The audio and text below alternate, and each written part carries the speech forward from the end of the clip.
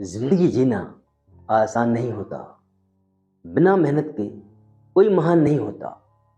जब तक ना पड़े छेनी हथौड़े की चोट, पत्थर भी भगवान नहीं होता। नमस्कार दोस्तों, मैं हूं अजय चौरसिया।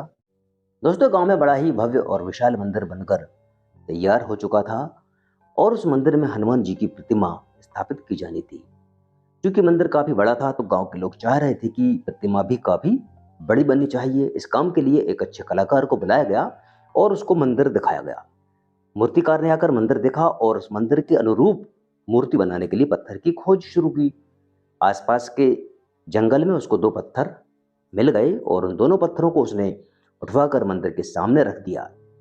एक तय समय पर शुभ मुहूर्त देखकर उसने मूर्ति बनाने का काम शुरू किया। सबसे पहले उसने एक पत्थर पर छेनी हथौड़ी के माध्यम से उस पत्थर को तराशने का काम शुरू किया तो पत्थर के अंदर से आवाज आई, हे मूर्तिकार तू मुझे चोट मत दे, मैं तेरे छेनी हथौड़ी की चोट को नहीं सह पा रहा हूं, मुझे कष्ट हो रहा है। और वो पत्थर टूटकर बिखर गया।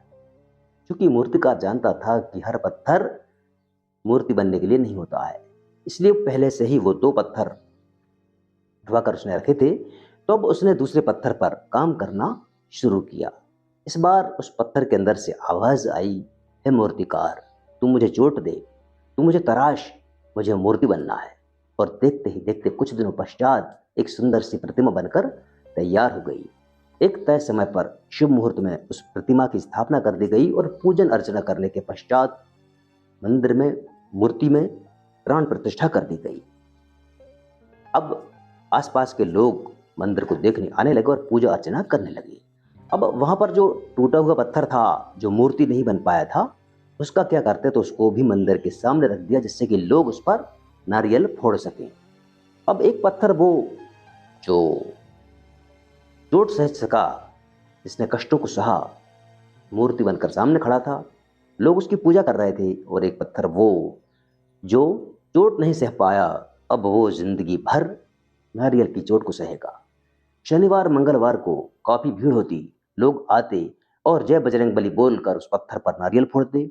शाम तक उस पत्थर पर बहुत सारे नारियल फोड़े जाते और अब वो पत्थर जिंदगी भर नारियल की चोट को सह रहा है। दोस्तों, बात सिर्फ पत्थर की नहीं है। कोई भी रत्न हो, डायमंड हो या पन्ना हो, हीरा, कुछ भी आप ले लीजिए, जब तक उनको तराशा ना जाए उनकी कोई कीमत नहीं है। ठीक इसी प्रकार हमारा जीवन है। अगर हमें ज्यादा तराशा जा रहा है तो हमारी कीमत ज्यादा बढ़ने वाली है। आप जितना ज्यादा तराशे जाएंगे आपकी कीमत उतनी ज्यादा बढ़ेगी। जो भी हीरा लेता है वो जानता है कि उसके अंदर क्लियरिटी कितनी है, वो कितना स्पष्ट है, उसके अंदर ट्रांसपेरेंसी कितनी है। और ये सब लाने के लिए उसको ज्यादा से ज्यादा तराशा जाता है। तो आप समझ गए होंगे कि जो जितना ज्यादा तराशा जाएगा उसकी कीमत उतनी ज्यादा बढ़ेगी। ठीक इसी प्रकार हमारा जीवन है।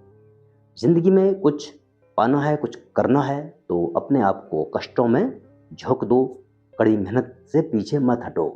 क्योंकि सोना आग में तपकर ही कुंदन बनता है और सूरज की तरह चमकना है ना, तो सूरज की तरह जलना होगा। तो जब भी आपको लगता है कि आपको ज़्यादा कष्ट मिल रहा है, ज़्यादा तराशा जा रहा है, ज़्यादा मेहनत करवाई जा रही है, तो हो सकता है ये आपके लिए अच्छा हो, आपके लिए बेहतर हो। और अगर आप कष्ट नहीं सह पाएंगे तो जिंदगी भर कष्ट सहेंगे।